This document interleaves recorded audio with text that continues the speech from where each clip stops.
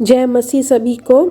और हम फिर से आगे बढ़ेंगे हमारे भजन संहिता 103 का जो हम बाइबल अध्ययन कर रहे हैं। तो आज हम लेंगे पद 8, 9 और 10। आइए हम सब मिल करके भजन संहिता 103 पद 8, 9 और 10 पढ़ते हैं। यहोवा दयालु और अनुग्रहकारी, विलम्ब से कोप करने वाला और अति करुणामय है। 9, वो सर्वदा वाद विवाद करता न रहेगा, न उसका क्रोध सदा के लिए भड़का रहेगा।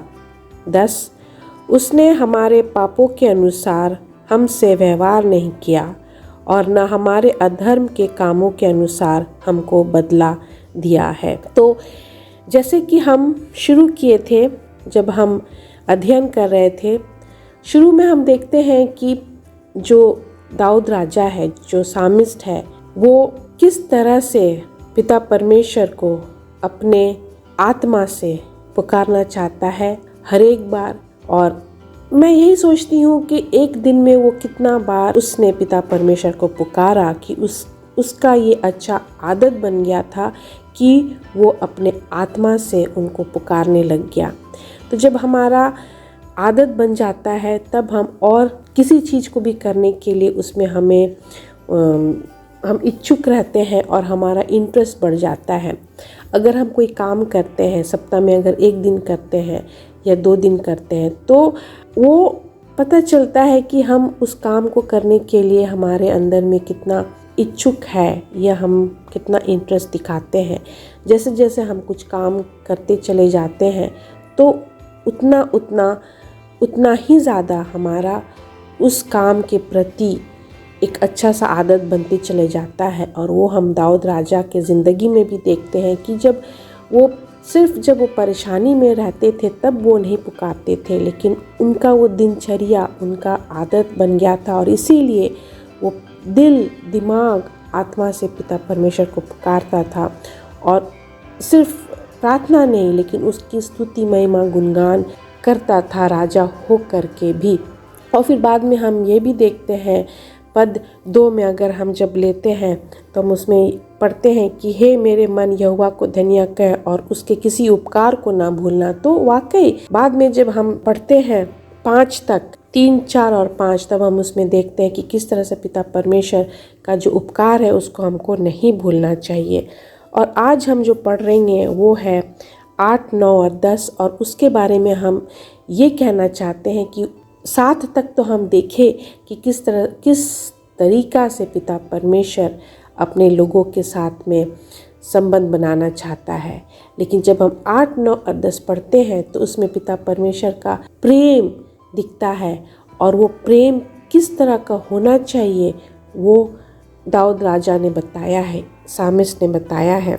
तो हम जब 8 पढ़ते हैं तो उसमें लिखा हुआ है, यहोवा दयालु और अनुग्रहकारी है। तो अनुग्रहकारी क्या होता है? अनुग्रह से भरा हुआ।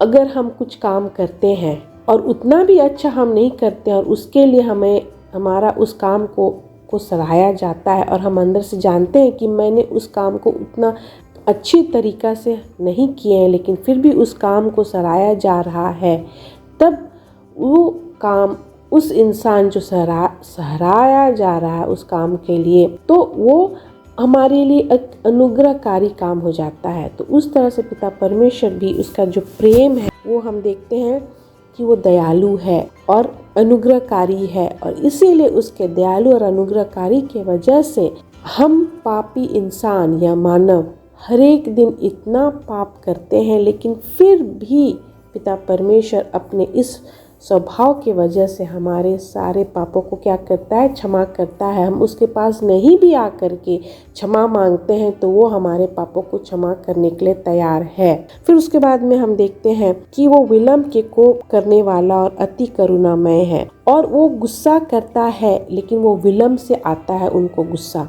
तो ये हम इंसानों में ये स्वभाव नहीं देखेंगे, चाहे वो इंसान अपने आप को कितना ही धार्मिक बता दिए, लेकिन उस इंसान, दुनिया के जितने भी मानव है, ये इंसान है, ये आदमी है, उसमें ये स्वभाव नहीं देखने को मिलेगा। हम दयालु व्यक्ति देखते हैं, लेकिन कभी न कभी उसके अंदर में उसका असली पहचान या असलियत वो दिखता है। लेकिन पिता परमेश्वर बहुत स्टेबल है, जैसे कि हम इब्रानियों की पत्री में पढ़ते हैं कि yesterday, today and forever Jesus is the same। पिता परमेश्वर कभी बदलने वाला नहीं है।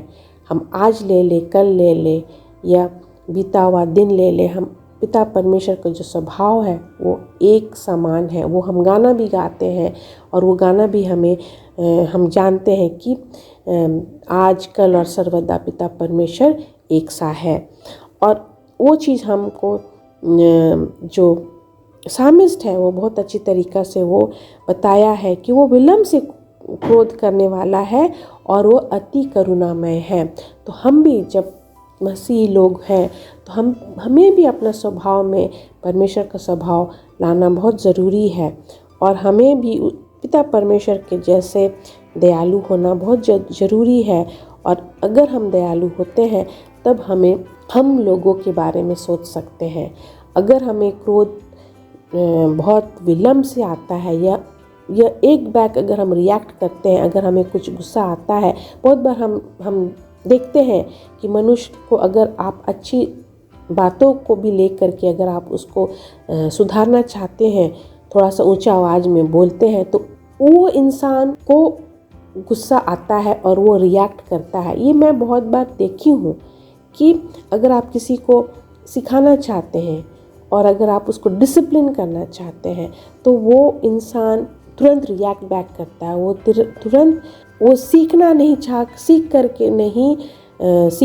चाह करके वो ऊपर से आपके ऊपर वो गुस्सा करता है। तो वो क्रोधित इंसान होता है, वो सह नहीं सकता है।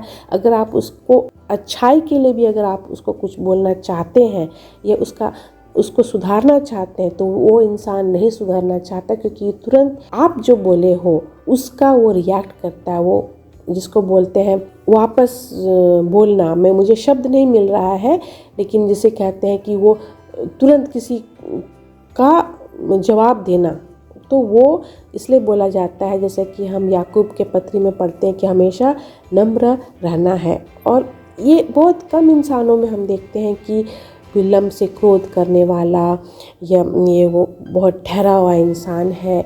और वो वैसा इंसान वो होता है क्योंकि वो अपने आप में वो डिसिप्लिन रहता है, उसमें अनुशासित ज़िंदगी वो जीता है, तो इसीलिए वो हमेशा ठहराव सा ज़िंदगी होता है उनका। लेकिन फिर भी वैसा इंसान को हम पिता परमेश्वर का स्वभाव से कभी नहीं कंपेयर कर सकते। और इसीलिए यहाँ पर भजन जो सामिस्ट है वो बहुत अच्छी तरीक़ा से पिता परमेश्वर के बारे में बताया है।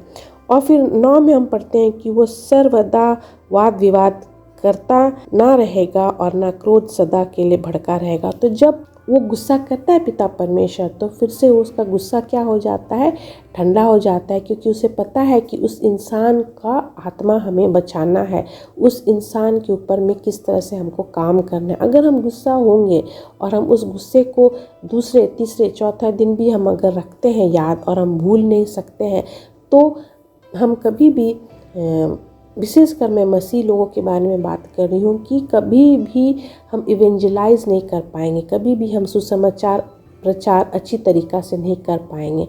अगर कोई वाद विवाद करता है अपने धर्म को लेकर के, तब हमें बहुत नम्रता से उससे पेश आना है। और अगर वो वाद विवाद भी करता है तो उसको हमें मन से नहीं लेना है और हमें क्रोधित नहीं होना है और हमें उसको माफ़ करना है। और ये चीज़ हम पिता परमेश्वर के स्वभाव में देखते हैं।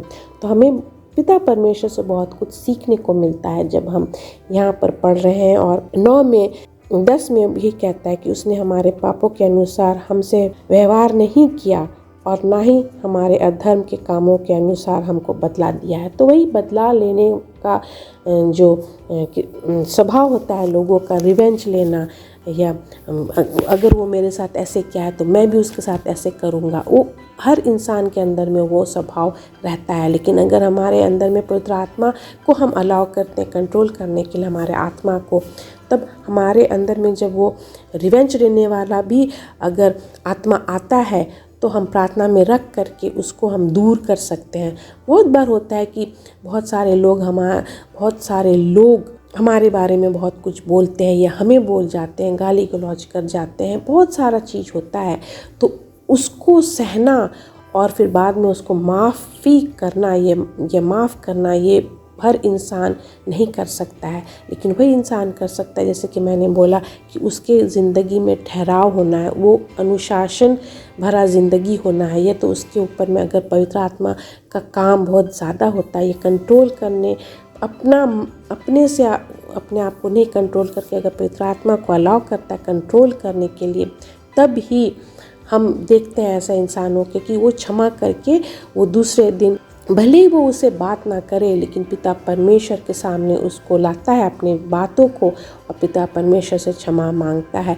भले उसका गलती नहीं है, लेकिन फिर भी वो इंसान पिता परमेश्वर के पास आ करके बोलता है कि मुझे बहुत ख़राब लगा कि मेरे साथ ऐसे ऐसे हुआ, लेकिन पिता परमेश्वर, मैं अपने मन में नहीं रख करके मैं उस इंसान के लिए दुआ करूँगा और मैं आगे बढ़ूँगा अपना ज़िंदगी में।